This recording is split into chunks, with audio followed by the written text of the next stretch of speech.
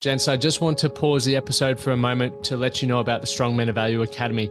You will have heard me refer to it a number of times, and I want to bring more attention to it. So this isn't just a program, it's a life-changing environment and community of men who are focused on personal and professional growth. We're looking at areas of relationships, wealth, and health, things to help you thrive and maximize your life. Imagine having bi-monthly one-on-one coaching sessions with myself, weekly group coaching calls, and an incredible brotherhood of high achievers by your side. Now we're diving into resilience, leadership, and holistic growth to not just succeed in your career, but to thrive in your health and your relationships. Your journey to greatness, it starts here. So join the movement and you can apply for the Strong Men of Value Academy. You can head to themanthatcanproject.com to find out more. Did you finish school with the desire or the belief that your life would change if you earned $1 million? I know I did coming out of school. That was like the pinnacle of success. Today's guest, Daniel Mangena, made his first $1 million at 19, lost it, repeated it, and lost it again. And the cool part about all of his experiences is that we can learn from it. In this conversation, Daniel had to go on this huge journey of discovery of working out why he kept losing wealth and what was important to him. So we speak about obviously him making his first $1 million at 19 and what that was like. We talk about what stories do you hold in your mind.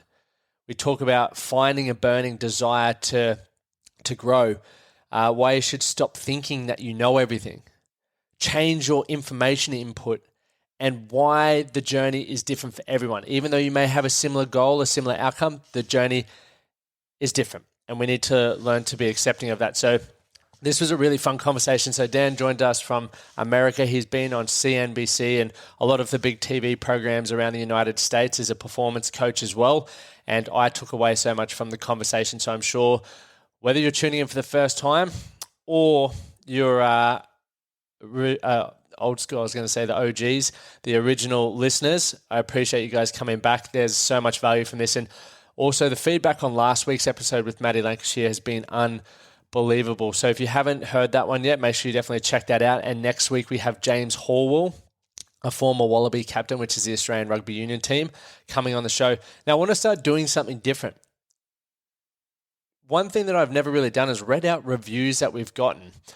So I'm going to read out the first three, and this was obviously, a couple of them are years old, but if you want to get in there and write your reviews, you can do that over on Apple Podcasts, or you can just leave a rating on Spotify. So I appreciate everyone who takes the time to do that.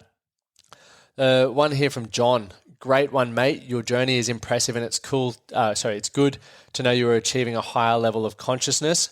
And the second one I'll read out is from Harpsy71.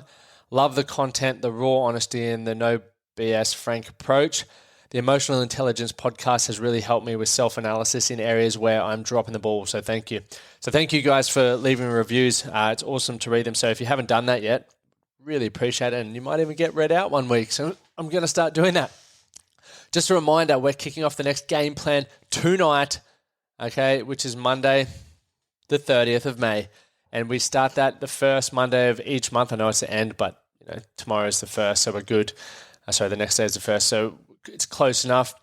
We'll rip into that. So if you're wanting to be a part of a community of men who are ambitious, striving to be the better version of themselves, which will in turn help you be a better father, better business owner, better employee, or just better in any area of your life, make sure you head over to themanthatcanproject.com/strong men of value and hit your application in there. We've got a few to get back to today, which is exciting as our community from around the world continues to grow. Let's get into today's episode. The Man That Can Project podcast, a podcast empowering career-driven men to live more fulfilling lives. We are here to challenge your beliefs, redefine success, and talk about the important stuff in a relatable way. Don't forget to subscribe and leave a review. My name's Lachie Stuart. Let's get into it. So Daniel, you're a podcast host, a best-selling author, international speaker, and a successful entrepreneur. You've also been featured in Forbes, Entrepreneur Magazine, and appeared on Fox, CNN, CBS. You've written multiple books, like I said, and your podcast is incredible. I've listened to, I think, 4 or 5 episodes now, and as I was just saying to you offline, your energy and the way that you communicate is something that I aspire to one day be able to just be so engaging and really inspiring with your delivery. So I'm excited for our audience to get to listen to you today. And also I'm just excited to be on the receiving end of the conversation, which is going to be incredible. But with all of that incredible stuff you've achieved thus far, that wasn't just given to you. So I'd love to hear how you climbed from the bottom or your rock bottom to creating your dream life today. And I'd love to share, I guess, what that journey's been like. Sure thing. Well, again, thank you for having me. Really appreciate the opportunity to speak to you all and to share a little bit of my journey. It's really interesting that when we realize that by listening to someone else, you can take advantage of the fact that they've gone through a load of stuff and not have to go through it yourself. A big part of my journey has really been mentorship and listening to others, whether it's through a podcast like this, through a YouTube channel, through books. There's so much wealth of experience that's available that we don't have to go through the pain ourselves. So I'm glad for the opportunity to share my story so people can learn from it. So, it was an accident. That's how I got here. I didn't.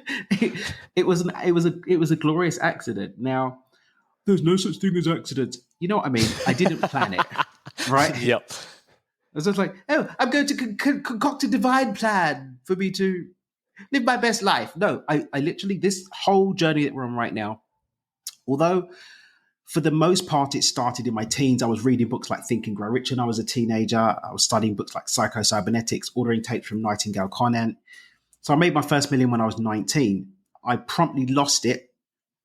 I was like, oh, I'm fine. Oh, gonna go do it again. Did it again. And then lost everything a second time. The second time, bro, I hit rock bottom because I became so caught up in this identity of being number one, the guy who knew it all, number two, the young upstart success, number three, the guy who couldn't get knocked down. And here I was looking at the abysmal, decimated pieces of those illusions I was holding being brought. And I was like, there's nothing more for me. And I wanted to check out. The only reason why I didn't actually go through with the suicide attempt is because I was so beat down by those experiences that I literally thought, if I try and do this with the loserville that I'm in right now, I'm going to cock that up. And I couldn't be the loser who couldn't even kill themselves on top of everything else. And so I set off on the journey that leads to where we are today. And the journey was be less of a loser so that I can commit suicide without cocking it up. So that was the motivator behind it. That was the motivator. And that's why I say complete accident. I wasn't like, I'm going to go and better myself so I can win at life. I'm like, no, I was obsessed for years, obsessed with understanding what was wrong, what I'd messed up, what I didn't understand, where I'd been lied to, like where the holes were with the system, so that when I go through with this suicide attempt, it's perfect and I fade to black. I didn't want a big pomp and parade. I didn't want someone to have to cut me down from somewhere. I didn't want any drama.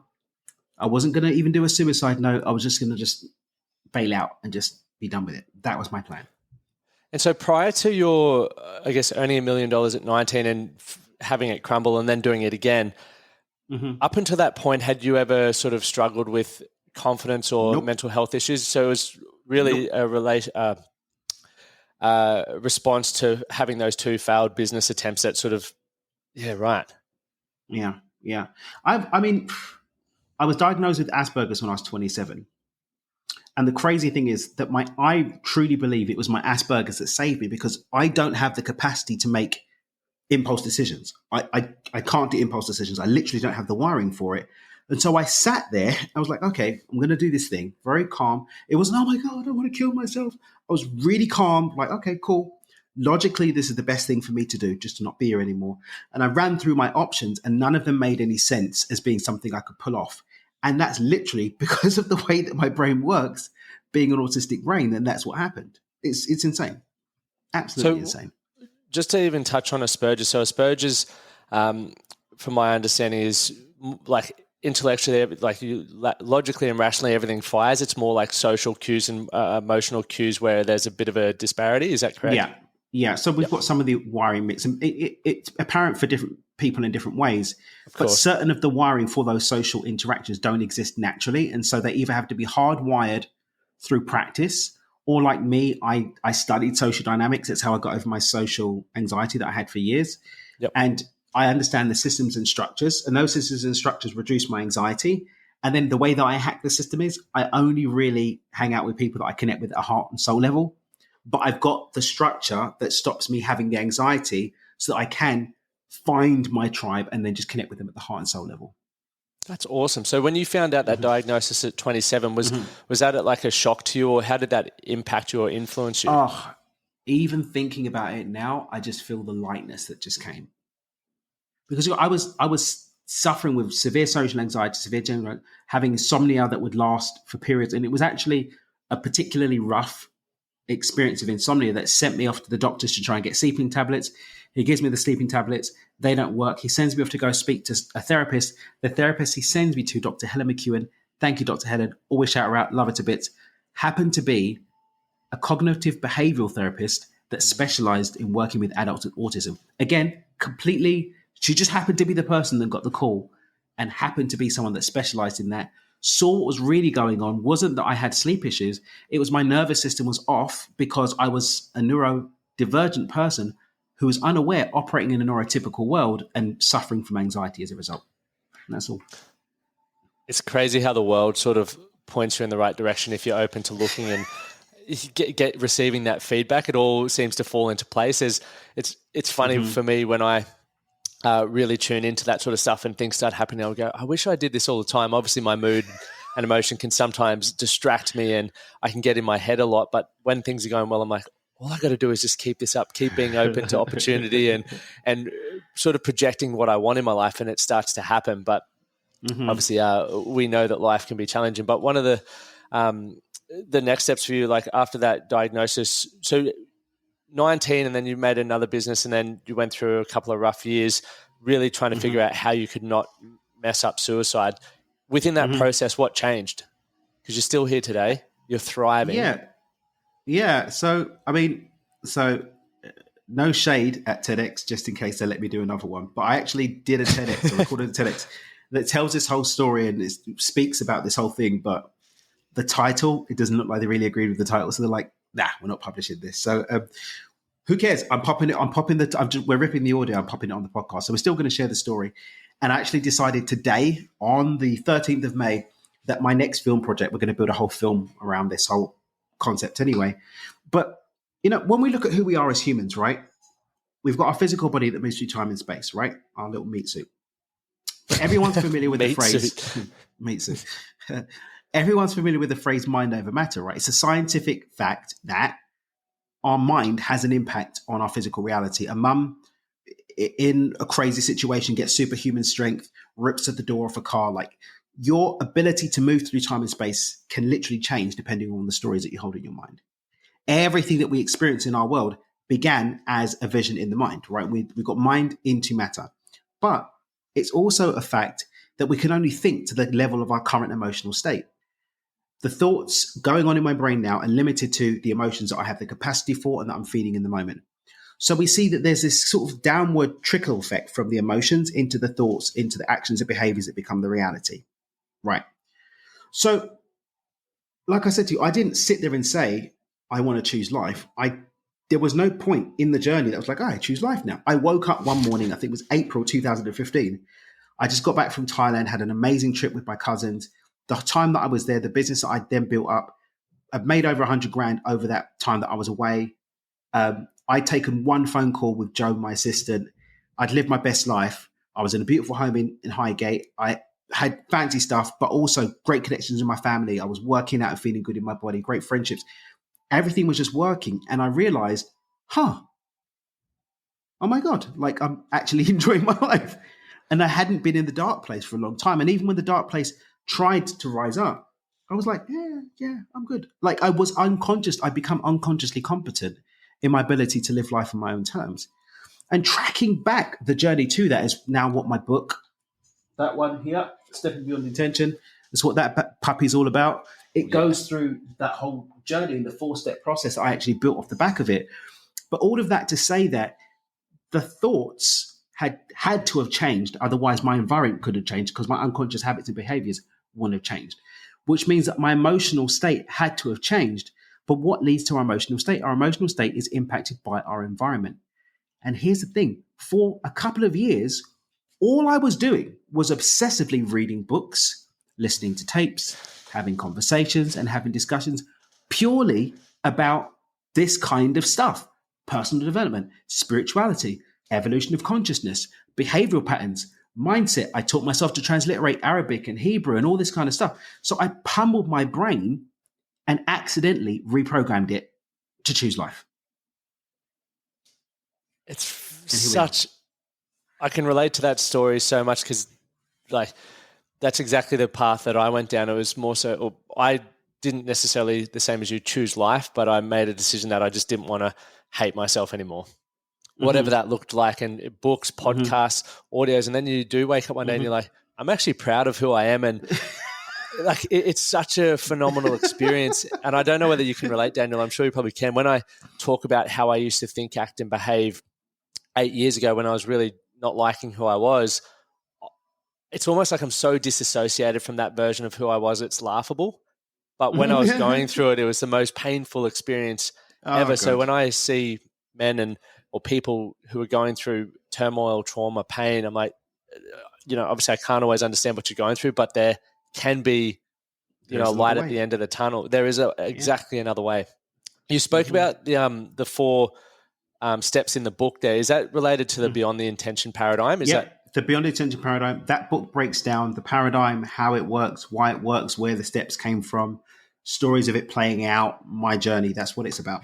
So for someone, just to take it back a second, the environment, and I'm massive on shifting your environment, because we can all read a book, we can all set a goal, but if you're hanging around a group of people that are doing the opposite to that, you're generally going to fall back into that pattern. And so for anyone who's wanting to improve themselves, be happier, be fitter, I'm like, change your environment. It may be hard. You may not know where to go. They may not even want to hang out with you right now. But what would from your experience or even your advice, what would you give to someone who needs to change their environment to grow into the person that they need to be? Unless you really want it, you're not going to do the work anyway. So don't bother trying. Because the frustration of you trying and the failure of trying is just going to double your disappointment and make you even more miserable. So if you don't want to be even more miserable, only go for it if you really want it. And here's the thing. It's okay for you not to want it. Some of us are so deeply programmed into the despair that that's who we are. And if we just gave ourselves permission to do that, then that actually could give you the space to want to be something different. But if you're resisting who you are, you're going to hit a brick wall. So the thing is, wanting it enough, but wanting it because you want to be better, not because you don't like who you are. It's about wanting to grow, being desirous of growth. When you are desirous of growth, there's this weird thing that happens because growth is our natural order. When we actually desire, when it's actually burning within us to want to grow, then the challenges, the road bumps, the speed humps, all of the things that will get in your way for growth tend to either be dissolved or easily navigated because you'll have the momentum to go through it. One of the illusions I hear people talk about is, getting to the end or getting over it. The journey doesn't stop. The growth doesn't end. I don't heal myself completely magically of depressive thoughts. What happens is that my capacity to navigate those thoughts shifts wildly. And when they show up, it's like, oh, that again. And I can navigate it. Life doesn't get easier. We get stronger. That's the key. But that strength has to be based on a desire to grow, not a desire not to be who you are, because that's just going to keep you locked in more of who you are and keep you living the same life over and over. Such a good point. I think from my experience, we are trying to grow out of who we are, but I think we can never really avoid that. It is just how can we be stronger to deal with the challenges that, and ultimately, as you say, when we're growing, we're bringing those challenges into our life. It's there to test us to see how strong we can be. So I think it's very important to, when you do hit a road bump or you do hit that obstacle, what kind of reps do I need to do in order to be able to work through this? Because it's all about sets and reps. And sometimes you're fatigued and sometimes you're feeling like you've just come off a 3-day, 3 rest days and you're feeling stronger than ever. So moving forward as well, like after you got to that point and you started realizing, hey, I'm just live my best life now. I'm super, super happy. What sort of then led you into the space that you're in now and really helped you continue to move forward and grow? Like, what's the burning desire now? I recognize that growth is a natural order of things, and if I'm not growing, I'm dying. And so I'm always looking to improve. I never accept or believe that I know everything. Anytime I go into conversation, coming to this podcast, I'm not coming to teach. I'm coming to learn from the experience. I'm coming to grow in the space. And I do my best to go through all of my things. My son's 18 months old on Sunday coming. Oh, And lovely. I don't look at him as someone that I need to show. I'm looking at him as someone that I get to co-create more life with. It just so happens that I've got some pieces of the puzzle, but not the complete pieces. He's got pieces that I don't even know are possible. And that's how I approach my life. I approach my life at all times looking for, how can I be expanded by it? What can I contribute to it? Not what can I give because I know everything. What can I contribute so that everybody grows from the experience? How did you develop that approach? Because even just the fact that you're saying you're learning from your son, that makes me so happy on the inside. I'm like, this is incredible because we can learn so much from each other, but it also shows to me that you're an engaged dad. And that's something that I just love more than anything, is the fact that now men are stepping up, and obviously the world's changing, but they're really wanting to be engaged in their children's lives and even in their partners' lives. I think humility came for me in a really rough way. Like, my humble pie was stuffed down my throat until I nearly choked. And it was a big part of my journey, because one of the things I came to realize about why I messed up so many times when I was younger is because I was running around thinking I was Johnny Big Socks that knew everything.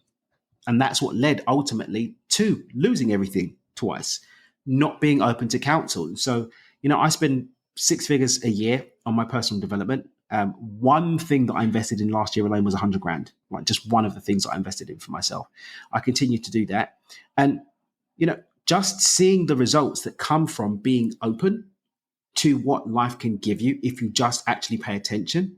It's like, when something works, you do more of it. And so that led me to continue that journey of growing. And I think there was a moment when I specifically made the conscious choice to go in to learn a lot from my son, Ethan. And so when I came home from the office once and he waved at me.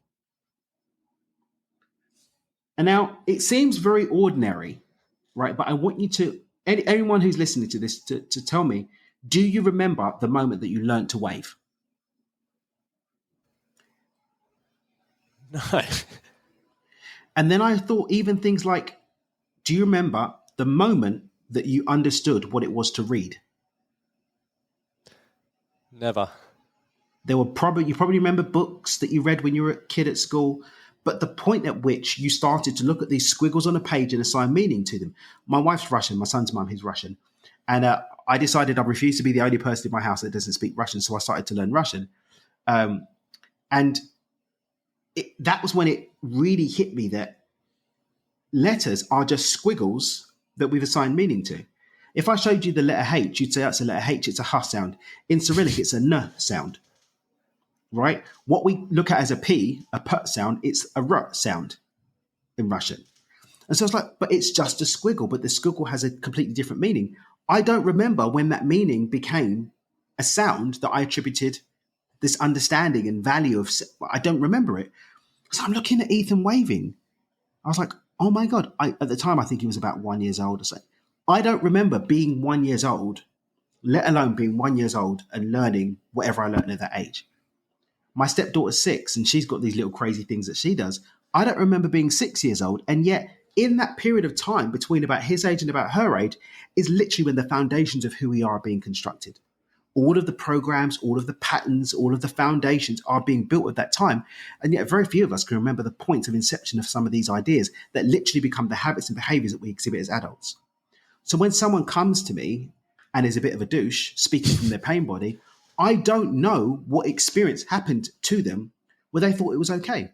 When someone expresses hate, whether it's for somebody's race, somebody's religion, somebody's gender choices or sexuality choices, I don't know what the thing was. My nephew was at school the other day, and apparently, my nephew's 9, KK is 9, and he came home and told him, Mum, apparently one of the kids at school came to him and said, well, at least I'm not black. A 9-year-old is spewing hate. Now, that 9-year-old is just coming off the back of his analytical function building, but that's purely what they picked up from whatever their living situation is, that they then began to accept as being correct behavior. They probably don't even know that there's something wrong with what they were doing. They're just spewing what they're spewing. And yet that person in 20 years' time, in 30 years' time, what are they going to be doing? What are they going to be showing in the world? And so it gave me a sense of compassion for the people around me, and also gave me a level of respect for what's going on with my inputs, because every single input, every single environment that I'm in is either supporting those programs that were built when I was a kid or disrupting them. And all of these people that are having these experiences, this kid who was racist to my nephew, I've learned something from him too. Every single one of these experiences gives me the opportunity to challenge, to engage, to support, or to disrupt what's going on inside of me, which is going to become an outcome, which is going to go back and become more of an experience. And it's just so much to take from. I know I went on a little bit. There's so much to take from our world and from these experiences that can grow us or leave us small. That was powerful to listen to. And I think it feels like you just take responsibility for everything that's coming your way, good, bad, and indifferent, and are able to use that experience, as you said, to better who you are and better your outputs. And for a long period of my life, I was really unaware of all the stuff that I was consuming, from the news to the conversations that I was having with mates at the pub. And I was wondering why I was continuing to walk around really confused, unhappy, unsatisfied, and just lacking, I guess, meaning, for a better word, within my life. And the moment that I started, having conversations with people like yourself or reading books, the input changed, and I started realizing that the conversations that I was having was impacting my moods, was impacting my emotions, and ultimately impacting my output. And while I'm still not perfect at it, I do still, I'm a bit of I don't like saying a yes man, but I love to experience new things. And often I might find myself at events or meeting with people for coffee where I'm like, as much as I can learn from it, I wish I was spending time in another situation with maybe someone who is going to really stretch me and really challenge me. And that's one thing that I'm really focused on moving forward, is being more intentional with that, where my time's going and what the input is. So how important is that to you? I know you briefly just touched on this, but with your environments now, is there a lot of stuff that you look to cut out, or are you just sort of, I'm ruthless with my environment. Ruthless. Go. I was going to say, have you noticed any negative impacts as a result of that? Like, have you lost friendships as a result of that, or disappointed people as a result of that? Well, I mean, first and foremost, if we're not putting ourselves in a position where we're nourished and served, then how can we serve and nourish anyone else? And so somebody may be disappointed, but I'm actually doing us both a service if I'm pulling us out of a situation where we're not serving each other, because we're not even being expanded by the situation. That time and energy that we're both putting into this connection is holding us back from something that might expand us. So I'm actually helping us, regardless of how either of us might feel in the short term. There've been situations that I haven't necessarily wanted to walk away from, but I recognize the lack of alignment with where I want to move with my life, which isn't for my benefit, it's for contributive benefits. Does that make sense? Definitely. So you talk about alignment. How does that show up for you, and how do you find that? Because alignment's a word that I've heard coming up a heap for a lot of people, and it's something that I probably seek to find. So what does that look like, and how did you establish that in your life? I think if we look at the breakdown of the word alignment requires 2 points: the thing that we're aligning to and the thing which is being aligned. And a lot of people don't have the thing that they're aligning to because they're not being intentional. They're just running on programs. And so you can't, in my opinion, have alignment without an actual conscious focus that we're moving alignment to. Otherwise, you're not aligned. You're just in flow with whatever. And so it comes down to intentionality. For me, that's what's the life that I want to live? And for me, the life I want to live is how can I be of contribution in a way that serves me, serves those I'm contributing to, makes the world a better place. Not for me now going, hey, I want to make the world a better place, because I feel really good when I'm actually contributing to the world being a better place. So it's selfish, right? I think it's Adam Smith that said it's not from the charity of the baker and the butcher that we get our bread and meat. It's from their own self-interest. Self-interest can exhibit itself healthily in this respect. So when I've got that vision, I'm saying, well, all the parts of me we spoke about, my mental experience, my actions and habits and behaviors, my emotional state, I'm lining those up to support that outcome coming to bear, that life that I want to live coming to bear. So that's what alignment is for me. It's all of me, mind, body, soul, mental, physical, emotional, being lined up with supporting the bringing forth of the outcome that I've consciously chosen. So do you believe success is unattainable without intention? No, people chance upon success. And I think there's a weird Danism that I've got, which is that you've never failed at anything. People say, what do you mean I haven't failed at anything? I didn't get that job. I didn't get into the college I wanted to go to. My business didn't work out. Actually, your unconscious mind, which operates at 10,000 to 10 million times the speed of the conscious mind, never fails as a terminator.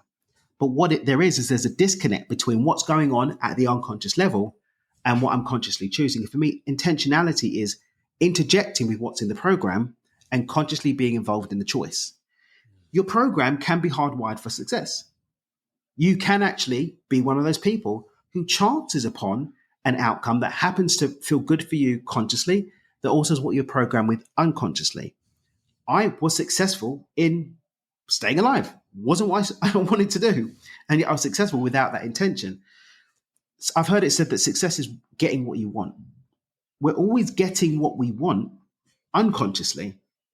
So I like to tweak it that success is really getting what you want consciously, but to get what I want consciously, I need to be consciously involved. So that requires intentionality because I'm disrupting the program with what I consciously want rather than flowing successfully into something that I don't want.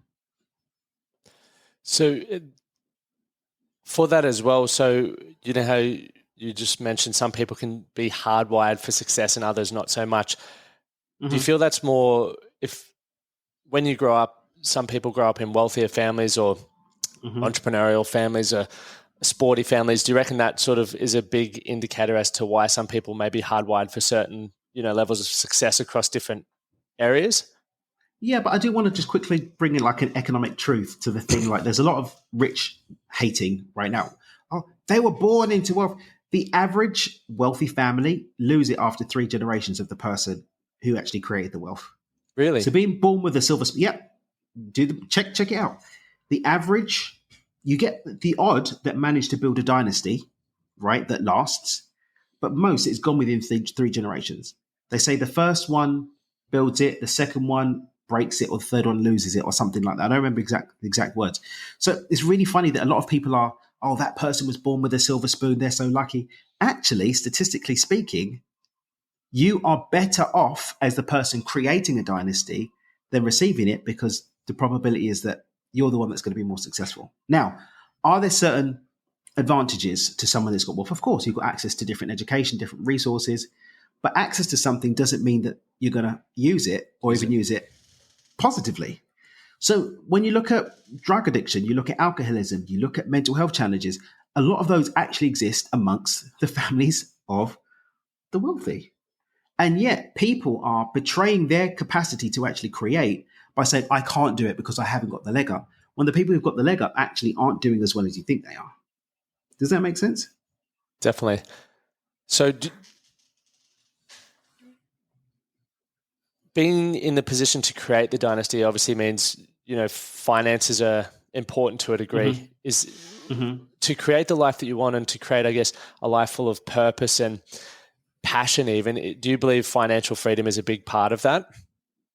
I think it's a great place to be because you're in a conducive space to create. If you're not thinking about money, then you're good. And it's one of the reasons why, people say, why do you focus on helping people to get rich and be millionaires, Daniel? Blah, blah. It's not the most important thing. It's not. But for years, all I was hearing people say about why they couldn't live their ideal life is that they didn't have enough money. And now for years, I'm seeing people that have got financial freedom able to live their best life, not because of the money, but the money gives them the space to be able to do that. Think about it. The average person who works a 40-hour week, you've got an hour each way to work. That's 50 hours of the week. If that 50 hours was back in your pocket, you could go and be a contribution. You could go and live your best life. You could go and do that hobby. You could go and start a charity or play the instrument or be with your family more. Money's just a tool that makes things easier. That's it. And so a lot of, you were saying as well just a moment ago, like there's a lot of people hating on the rich at the moment or the wealthy. Why do you feel that is? Because then they don't have to take responsibility for their life. Yeah. If the problems in the world are the fault of the rich people, then you're not responsible. You can get away with it. And you can stay the same and not have to do anything because it's Elon Musk's fault or it's, well, Jeff Bezos is going to space. What about all the hungry children in Africa? Blah, blah, blah. Jeff Bezos isn't as rich as you think he is. Most of his wealth is tied up in shares in Amazon, which are also propping up your pension fund. Right? So his success is your success, which is propping up the stock market, which is holding back the tides of financial cataclysm, which will be a mess when it finally kicks in. There was 10 times more toxic debt running around in the world before COVID than in 2008 when the world literally nearly didn't make it. And it's these people who are creating value. Does he treat his workers well? I've heard it said not too well. Yes, and he's just one person. I had the pleasure 2-3 weeks ago. I was on Necker Island, Richard Branson's private island, got to hang out with him, some other very, very successful people who are committed to supporting positive change, who do look after their employees, who do add value, who do pay fair value for things, who do honor and respect the people that they serve as clients and customers. Not everybody's a twat that's a business person. Not everybody's a twat that's rich. And if someone has, like Sir Richard's he's got 400 companies, $7 or $8 billion businesses. If he wants to own a private island and play tennis all day, he's earned the right to have a private island and play but to say, oh, we need to take all his money to feed the poor or whatever, he's done his part. He's created jobs. Now, again, some people are twats. You get it. Jeff Bezos may be a twat, but these small handful of people who are twats are not an excuse for us to sit at home just pointing angry fingers and not doing anything about changing our own life. That's just a recipe for disaster and staying the same. Do you feel that taking responsibility is the biggest thing holding people back from, I guess, creating financial freedom for themselves? One of them. What would be a couple of other ones? Another one is, I love to say action is the least and the most important thing at the same time. It's the least important thing because by the time we get to the action piece, our mindset's already set, our emotional state's already set, the unconscious mind's already kicked in, and the action's just following on. But without action, we don't get anywhere. So it's the least and the most important thing. So I think action definitely is one. And another thing is being obsessed with one part of the puzzle. One of the things I love to share with people is I've got a catchphrase, stop meditating. But what do you mean stop meditating, Daniel? It changed my life. It's the most important thing in the universe. And it's like, well, yes, and if you've got a goal and you just sit and meditate on it all day, is it going to happen? No. And even if it does happen, are you going to be able to enjoy it if you're locked tight in your meditation? No. It's one piece of the puzzle.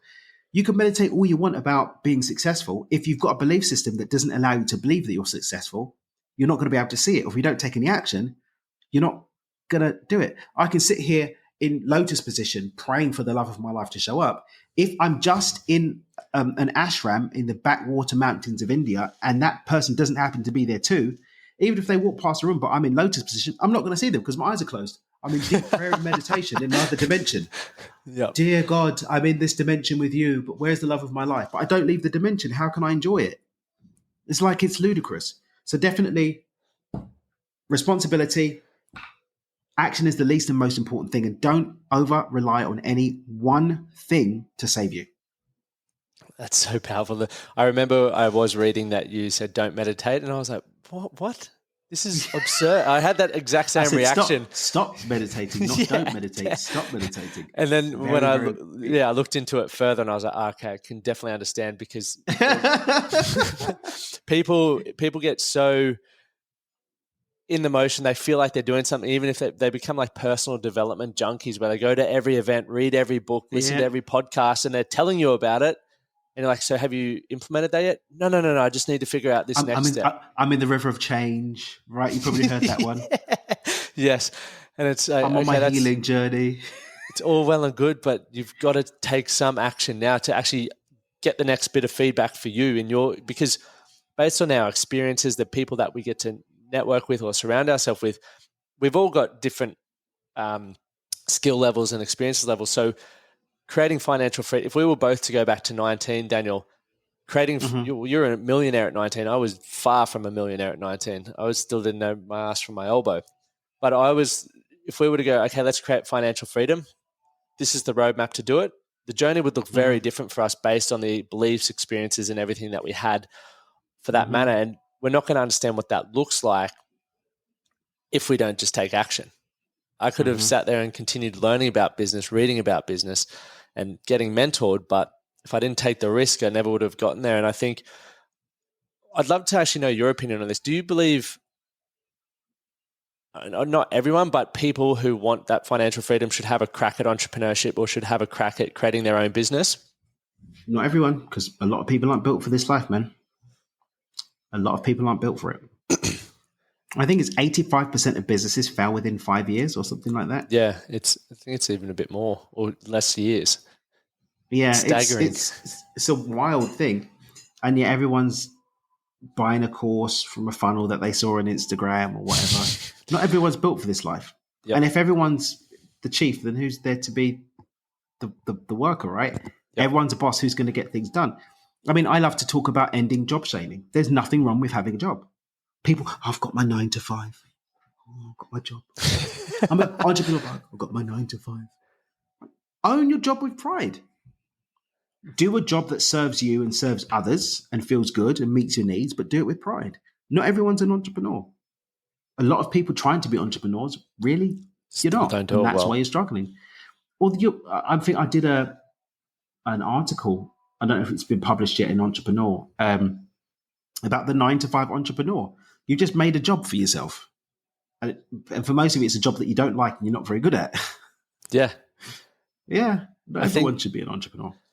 So I was saying, I sometimes go through this thought process that I wish people would have a crack at business just so they could understand all of the decisions and things that need to be weighed up. Because as a business owner, and I often see people who an employee and they're criticizing everything, and I can understand both perspectives, but when you're running a business, there is a lot of pressure that people don't understand and think about. So I think to create more empathy, it's like have a crack at it and see just how much is going on.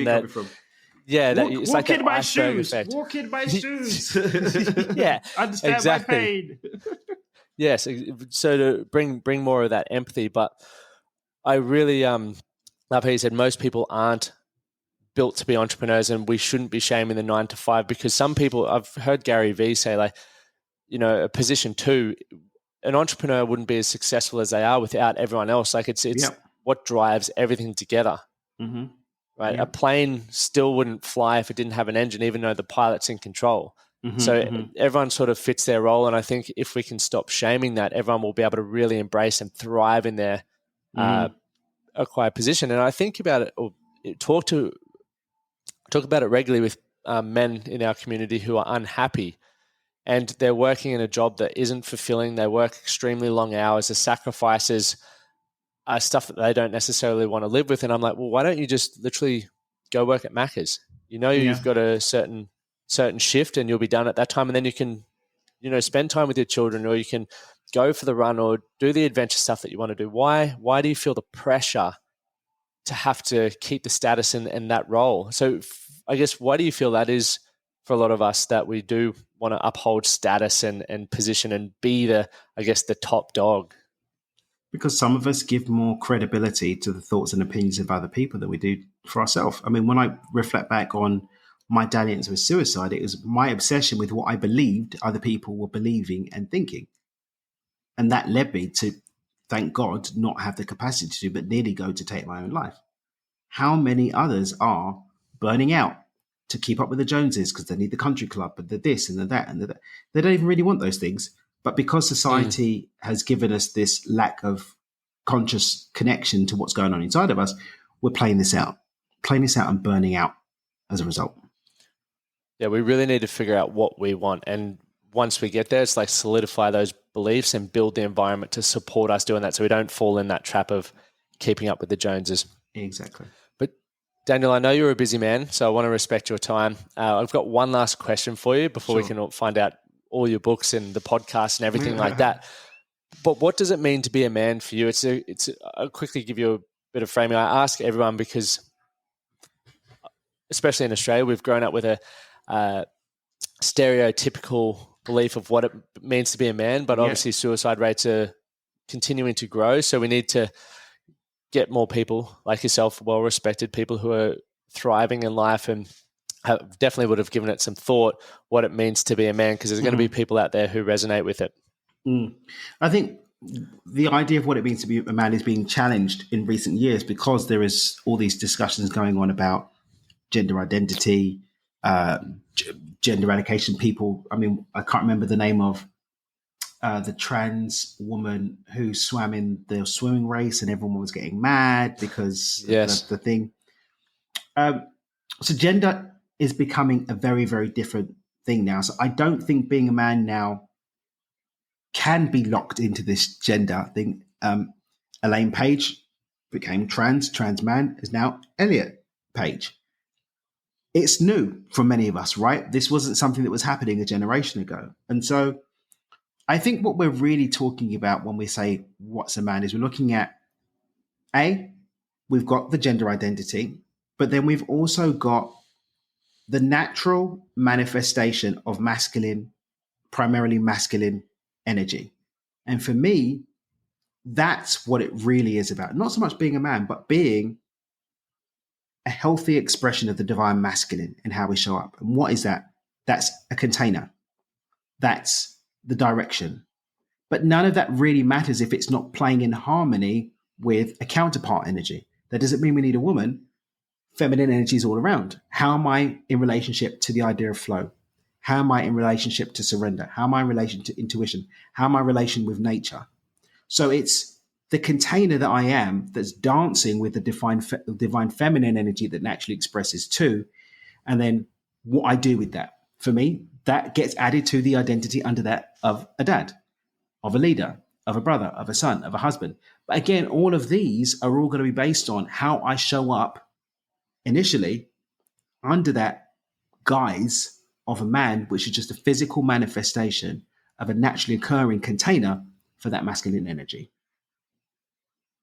Thanks for sharing that. Where can people find you? So if they want to listen to the podcast, if they want to attend your workshops, see you speak, read your books, give us a rundown. Well, what I've done is I've just been making some notes as we've been talking. I'm going to have my team produce a resource page. So if they go to dreamwithdan.com/man that can, dreamwithdan.com/man that can, I'm going to pop on we've got a program called Beyond Intention Introduction. It's about 90 minutes worth of audio, but walks you through learning my Beyond Intention paradigm. I'm going to put some other little pieces in there as well, a couple of my articles for entrepreneurs, some podcast links and stuff like that. But yeah, and also a link to book a call with us. And when you register for that, it will pop you on the email list. So if anything cool's happening, you'll get to come to it. But dreamwithdan.com/man that can, we'll pop some resources that will support them applying what we've spoken about today. Awesome. Thank you so much for your time, mate. It's been a wonderful chat, and hopefully when I get over to Mexico one day, we can link up. Sounds like a good one to me, man. If I come back to Brizzy, we'll have a or if you do come back to the Sunshine State that's not so sunny at the moment. Yeah.